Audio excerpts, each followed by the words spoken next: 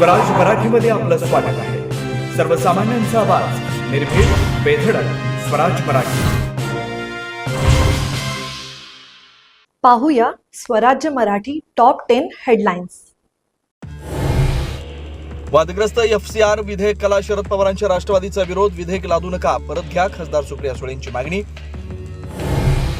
Corona काळातील माझ्या Facebook live वरून टीका, आता इंस्टाग्राम वरून सरकार चालतंय. पंतप्रधानांच्या व्हिडिओवरून उद्धव ठाकरेंचा टोला. खासदारांना भेटायला वेळ पण संसदेत यायला होत नाही, ठाकरेंचा घणाघात. युवा सशक्त तर देशाचं भविष्यही मजबूत. डोळे मिटून विश्वास ठेवू नका, प्रश्न उपस्थित करा. IIT दिल्लीतील दीक्षांत समारंभात मोदींचं आवाहन.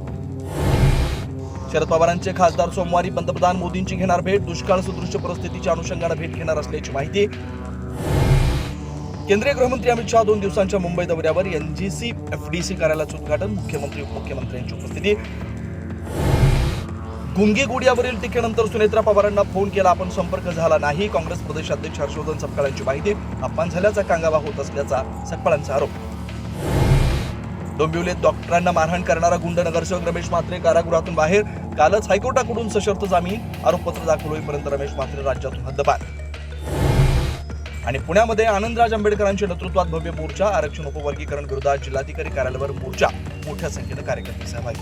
आता इथेच वेळ झाली थांबण्याची. भेटू पुढील अपडेट सोबत. चॅनलला लाईक करा, शेअर करा आणि सबस्क्राईब करा.